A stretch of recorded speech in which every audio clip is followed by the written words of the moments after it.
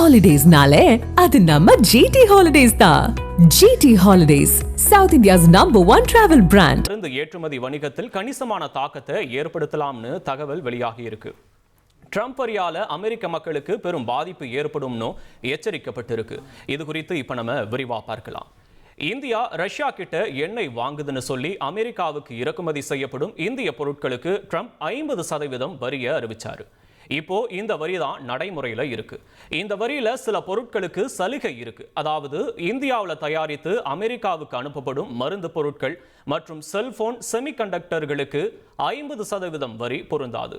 அவற்றுக்கு விலக்களிக்கப்பட்டிருக்கு. இந்த சூழ்நிலை தான் மருந்து பொருட்களுக்கு வரின்னு அமெரிக்க அதிபர் ட்ரம்ப் அறிவிச்சிருக்காரு. அதாவது அமெரிக்காவில் இறக்குமதி செய்கிற அனைத்து பிராண்ட் மற்றும் காப்புரிமை பெற்ற மருந்துகளுக்கு 100% வரி விதிக்கப்படும்னு சொல்லி இருக்காரு. ட்ரூத் சோஷியல் மீடியாவில் இதை தெரிவிச்சிருக்கக்கூடிய அவர் இந்த 100% வரி அக்டோபர் 1 முதல் அமலாகும்னு சொல்லியிருக்காரு. அதில் மருந்து நிறுவனங்கள் தங்களது தயாரிப்பு ஆலைகளை அமெரிக்காவில் நிறுவ வேண்டும்னு சொல்லியிருக்காரு. மருந்து நிறுவனங்கள் தயாரிப்பு தொழிற்சாலைகளை கட்டிட்டு இருந்தா இந்த வரியிலிருந்து விலக்கு கொடுக்கப்படும்னு சொல்லியிருக்காரு. அதாவது உலக மருந்து தயாரிப்பு சந்தையை அமெரிக்காவுக்கு மூவ் செய்கிற வகையில் அவரோட நடவடிக்கை இருக்கு. இன்னைக்கு உலகத்துக்கே மருந்து ஏற்றுமதி செய்கிற மையமா மாறிட்டு வருது நம்ம நாடு.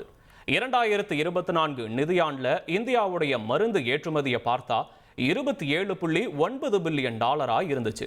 அதாவது நம்ம ரூபாய் மதிப்பில் பார்த்தோம்னா 2.47 லட்சம் கோடிக்கும் அதிகம். அதே 2024 நிதியாண்டுல இந்தியா அதிகமான மருந்துகளை அமெரிக்காவுக்கு தான் ஏற்றுமதி செஞ்சிருக்கு. அதாவது இந்தியா ஏற்றுமதி செய்த மருந்து பொருட்கள்ல 31% அமெரிக்காவுக்கு போயிருக்கு.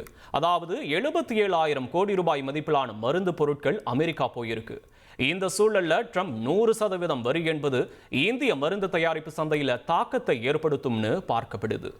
இந்திய தயாரிப்பு மருந்துகளுக்கு அமெரிக்க சந்தை முக்கியமா இருப்பதால மருந்துகளை ஏற்றுமதி செய்யும் சன் ஃபார்மா, சிப்லா, டாக்டர் ரெட்டி நிறுவனங்கள் பாதிப்பை சந்திக்கும்.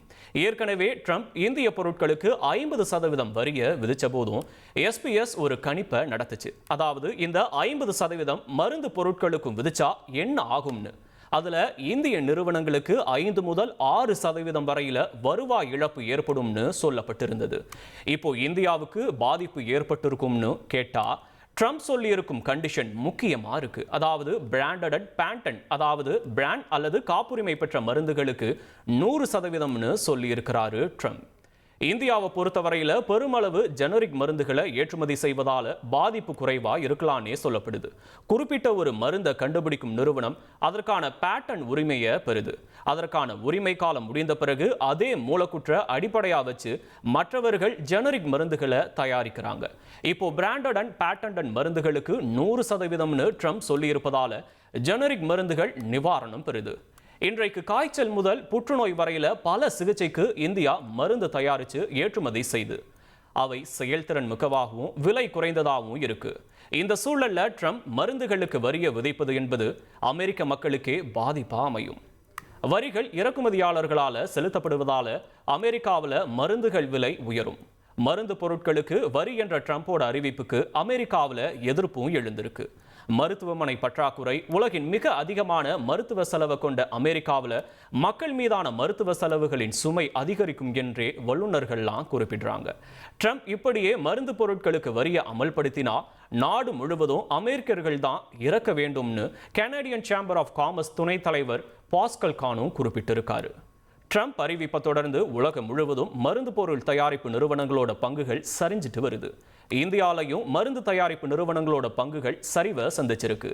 அமெரிக்காவில் மருந்துகளை தயாரிக்க வேண்டும்னு ட்ரம்ப் வைக்கும் டிமாண்ட் இந்தியாவில் முதலீடு செய்யும் நிறுவனங்களை யோசிக்க செய்யும். வரும் காலங்களில் ட்ரம்ப் ஜெனரிக் மருந்துகளையும் குறிவைக்க நேரிடலாம். அந்த வகையில் இந்திய மருந்து தயாரிப்பு சந்தையிலையும் சவால்களை சந்திக்க தயாராக இருக்க வேண்டும் என்றே குறிப்பிடுறாங்க வல்லுநர்கள்.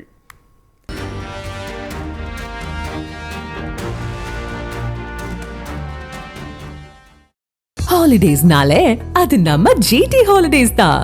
GT holidays, south India's number 1 travel brand.